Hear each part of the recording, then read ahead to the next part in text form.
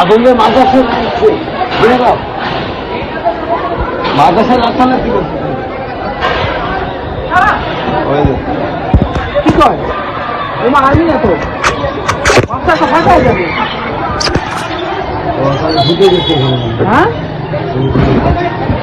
হ্যাঁ এখন রাস্তায় গুলি হবে এদিকে আর্মি আসছে আসো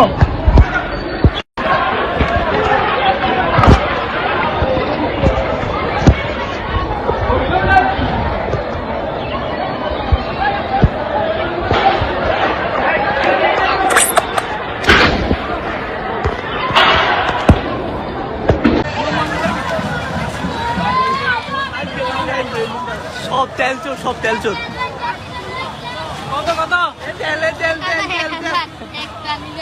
কত ভিডিও করেন না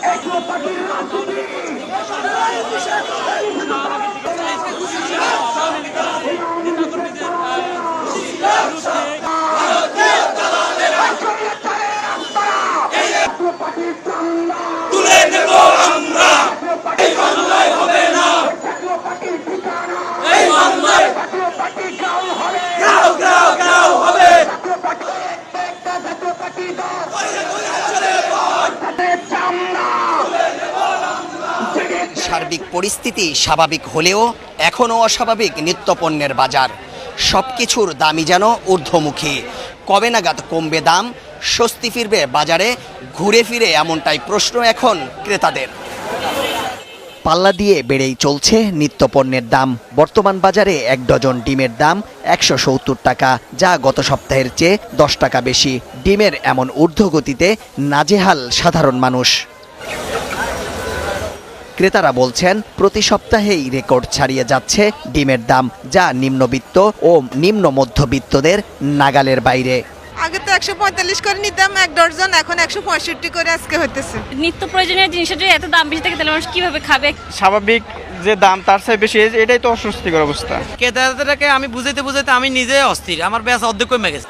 অন্যদিকে বাঙালির পছন্দের ইলিশ মাছের দামও এখন নেই ক্রেতাদের সাধ্যের মধ্যে। এই দাম নিয়ে ক্ষুব্ধ ক্রেতারা। ইলিশ মাছের দাম অতিরিক্ত বেশি, এখন এক্সপোর্ট করুক আর না করুক, আগেও তো এক্সপোর্ট হয়েছে, কিন্তু এত দাম তো ছিল না। ইলিশ এখন যে পর্যায়ে দাম আছে, দামটা তুলনামূলক আরো কম হওয়া উচিত ছিল। আগে তো মনে করেন একটা বুড়ে খরচ হইতো 1 লাখ টাকা 1.5 লাখ টাকা, এখন খরচ 5 লাখ টাকা। সপ্তাহের ব্যবধানে 150 টাকার কাঁচামরিচ দাম বেড়ে এখন বিক্রি হচ্ছে 350 টাকা দরে। আবার সবজির বাজারও উত্তপ্ত। কাঁচামরিচ 320 টাকা হয়, তাহলে আসলে অন্য বাজার করতে দিতে পারবো না। সবজির সব দোকানের দাম চড়া দাম। বৃষ্টির কারণে অনেক মাল নষ্ট হয়ে যাওয়ার কারণে তো এই তরকারি কাঁচা সবজির দাম একটু বাড়ছে। ব্যাপকভাবে মনিটরিং মাধ্যমে সাধারণ মানুষের ক্রয় ক্ষমতার মধ্যে এটাকে নিয়ে আসতে হবে।